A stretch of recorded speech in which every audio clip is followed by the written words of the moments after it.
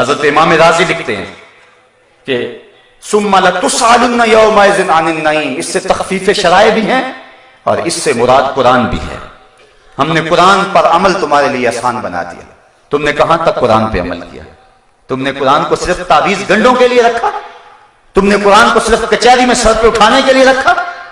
جب کوئی شخص مر گیا تو صرف اس کے ایصال ثواب کے لیے قرآن کو پڑھا؟ تم نے دکان اور گھر میں برکت کے لیے قرآن کھولا؟ یہ ساری برکتیں قرآن کے دامن سے ہیں، لیکن کیا قرآن کے نزول کا مقصد یہ تھا؟ بڑی خوبصورت شاعر مشرق نے بات کی۔ اقبال کہتا ہے ببندے صوفی و ملا اسیری حیاتز حکمت قرآن گیری با آیاتش ترا کار جزی نیس کیا زیاسی نے او آساں بمیری، کا تو جاہل صوفی اور کاہل ملا کے ایسے پھندے میں پھنسا کہ تو نے قرآن سے زندگی تلاش نہیں کی۔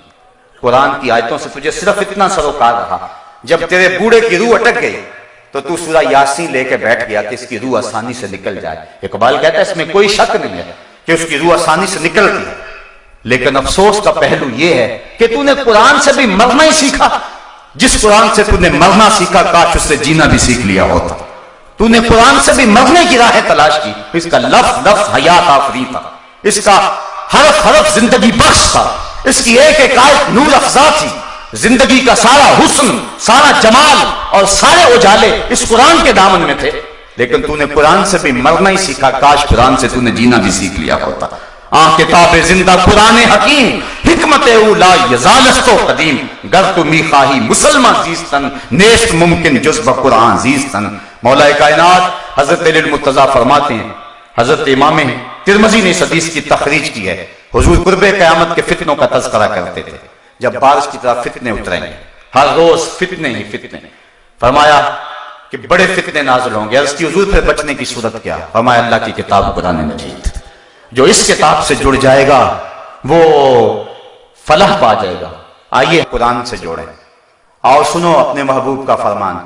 حضور فرمایا کہ قرآن اللہ کی رسی ہے، حبل ممدود من السماء الی الارض۔ اور پھر ایک حدیث سنیے، جھوم جائیے، فرمایا اس رسی کا ایک سرا تمہارے ہاتھ میں ہے، دوسرا سرا تمہارے رب کے ہاتھ میں ہے۔ فرمایا اگر تمہارا اللہ سے باتیں کرنے کو جی چاہے تو قرآن کھول کے بیٹھ جایا کرو۔ حضرت سہل بن عبداللہ تستری جنگل میں رہتے تھے، کوئی شخص ان کو ملنے کے لیے گئے، کہا حضرت اس جنگل میں رہتے، آؤ نا ذرا شہر کی رنگینیاں بھی دیکھو، آؤ ذرا، کہاں جنگل میں رہتے ہو، کہاں ڈیرے لگائے ہوئے، آپ آؤ شہر میں، لوگوں کو ملو، تمہارے مزاج کے لوگ بھی تمہیں ملیں گے، یہاں تنہائی میں دن راتیں کیسے کاٹتے ہو؟ حضرت سہل بن عبداللہ فرمانے لگے تمہیں کس نے کہا کہ میں تنہا رہتا ہوں؟ انہوں نے کہا ہم خود دیکھا کہ آپ تنہا رہ رہے ہیں۔ فرمایا نہیں، جب میرا اس کی باتیں سننے کو جی چاہتا ہے تو میں قرآن کھول کے بیٹھ جاتا ہوں، اور جب اس سے باتیں کرنے کو جی چاہتا ہے تو نماز کے لیے کھڑا ہو جاتا ہوں، کبھی اپنی سناتا رہتا ہوں، کبھی اس کی سنتا رہتا ہوں۔ تمہیں کس نے کہا کہ میں تنہا رہتا ہوں؟ میں تو دم دم اپنے رب کے ساتھ رہتا ہوں۔